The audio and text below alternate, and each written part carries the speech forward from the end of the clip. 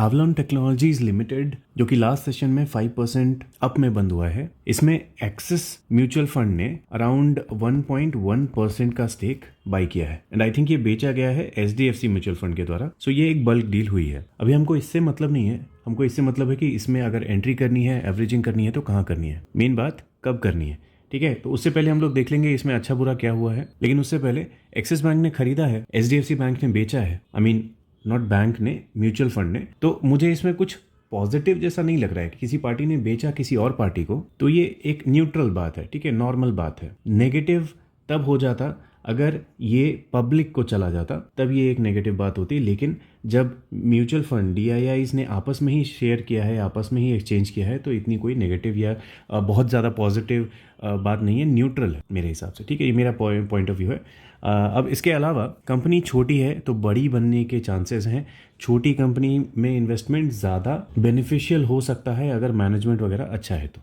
ठीक है, Avalon technology वैसे भी बहुत ज़्यादा बताने की ज़रूरत नहीं है। जो स्मॉल कैप मिड कैप में इन्वेस्टमेंट करते हैं उनके टारगेट में ये ऑलरेडी रहता है। आपकी जानकारी के बता दूं, मेरे पोर्टफोलियो में भी एवलॉन का स्टॉक है। कौन से प्राइस पे?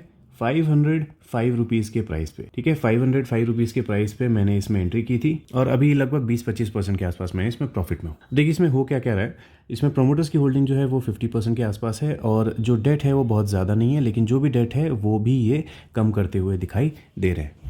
अब इसका ROC ROE जो आपको बहुत ज़्यादा कम दिखाई दे रहा है, इसका रीज़न क्या है?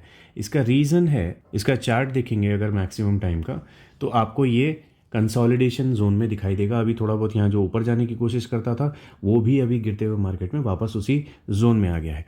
तो इसी की वजह से इसमें कोई रिटर्न बना ही नहीं है लोगों का। अब मैं लकी था जो मैं इसमें इस जोन में एंटर कर पाया और अभी मैं बहुत ज़्यादा थोड़े ही प्रॉफिट में हूँ। तो ये यहाँ से और नहीं गिरेगा, इसकी कोई गारंटी नहीं है। ये यहाँ से पलट जाएगा, इसकी भी कोई गारंटी नहीं है। ठीक है, तो पॉजिटिव नेगेटिव कुछ भी हो सकता है डिपेंडिंग कि इसके रिजल्ट्स जो आएंगे वो कैसे आते हैं। अब इसके शेयर होल्डिंग पैटर्न को अगर चेक करेंगे तो यहाँ पे प्रमोटर ने कुछ पॉइंट्स में स्टेक निकाले हैं, लेकिन FII ने स्टेक्स इसमें ऐड किए हैं। कहाँ से लिए हैं? म्यूचुअल फंड से।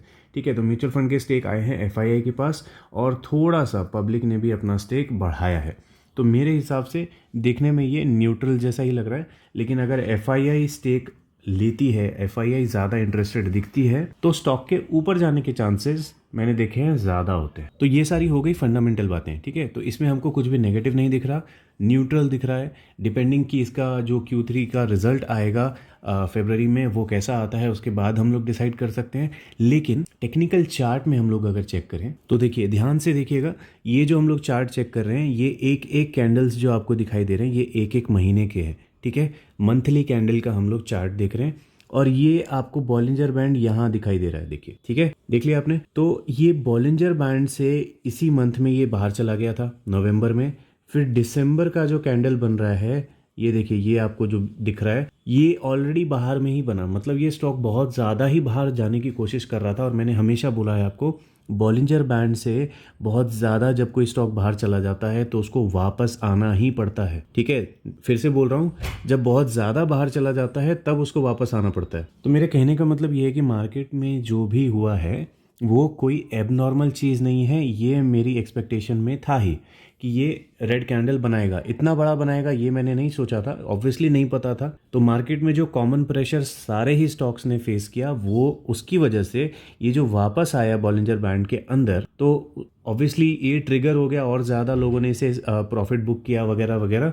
तो इसीलिए इसमें इतनी बड़ी रेड कैंडल बन गई। अब ये यहाँ से और नीचे जाएगा, इसके चांसेस थोड़े से कम हो जाएंगे अगर इसका क्वार्टरली जो रिजल्ट आता है वो अगर अच्छा आता है। और इमोशनली अगर बात करें तो एवलॉन टेक्नोलॉजी ऐसा शेयर है अभी फ़िलहाल जिसमें लोगों का, अच्छे अच्छे इन्वेस्टर्स का इंटरेस्ट बना हुआ है और इसने कोई रिटर्न वगैरह बना के दिए नहीं है।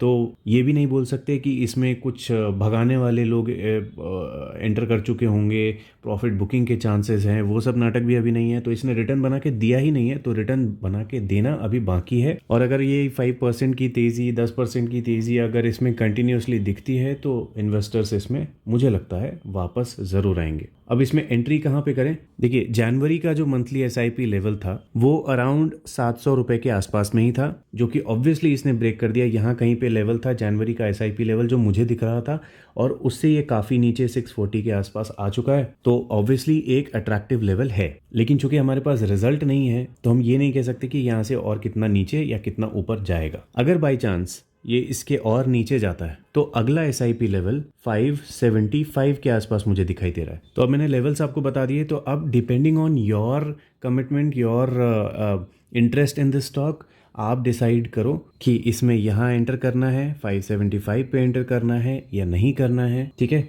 तो हर चीज़ हमने डिस्कस कर लिया, अब आप डिसीजन ले सकते हो।